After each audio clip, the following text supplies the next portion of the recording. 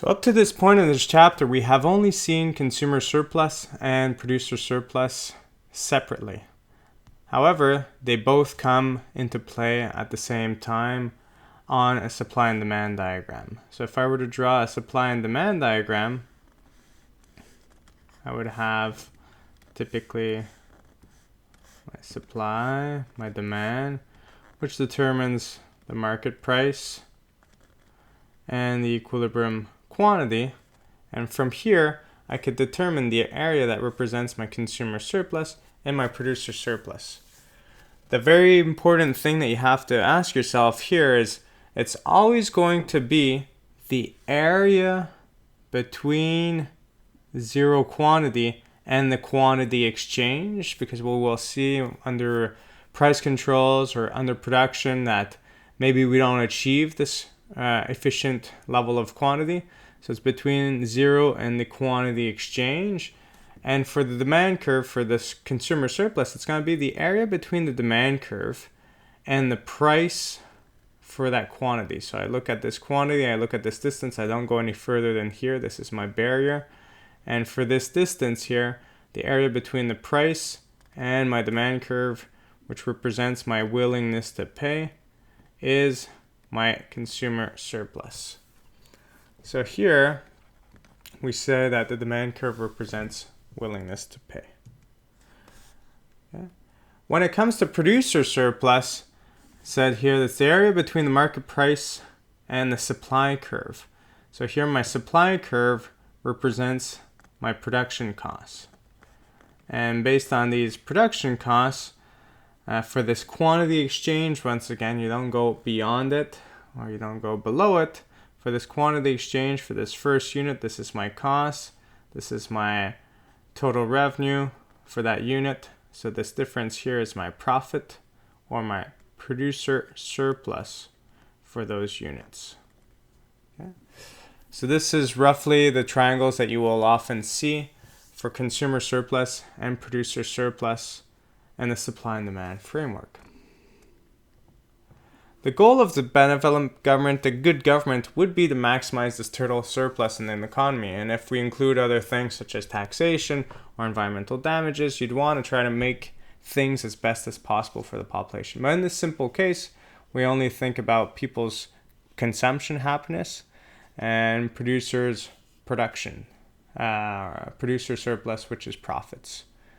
Okay.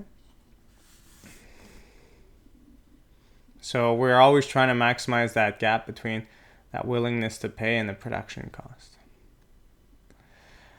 Efficiency is achieved when social welfare total surplus is maximized. In this case, we will see that it happens when we let the free market act on its own. And this is a specific case where we deal with no externality.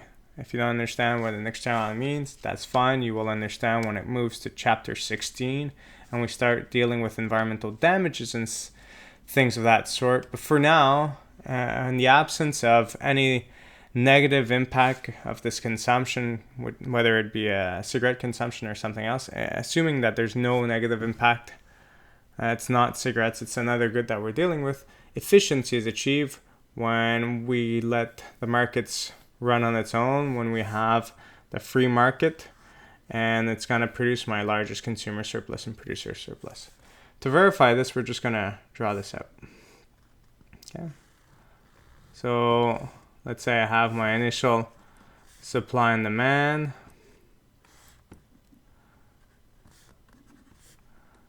Initial price and quantity. Okay. And here I would note that this whole area here, this whole triangle, I'm not going to draw it in right now, but this whole triangle I know will be my consumer surplus. This whole triangle here will be my producer surplus. Okay. What happens if there's a quota, a system in place which actually reduces this quantity? What would happen to consumer surplus and producer surplus? Well, let's set this limit here.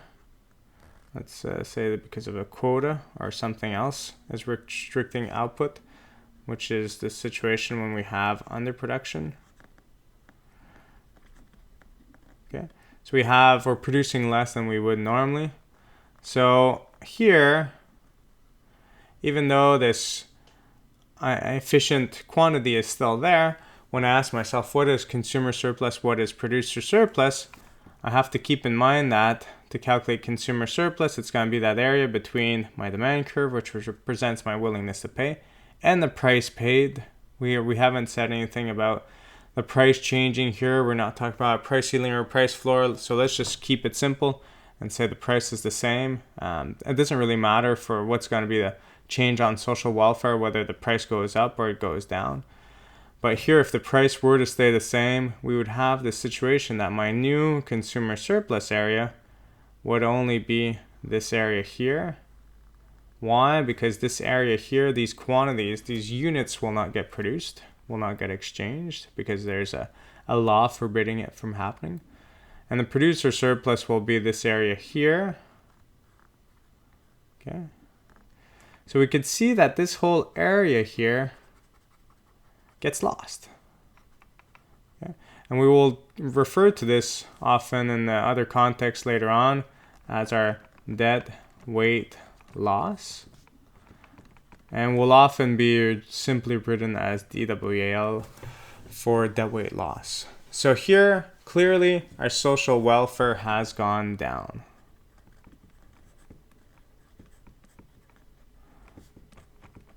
Okay, so that's the case of underproduction. How about overproduction? So once again, let's just draw out the basics.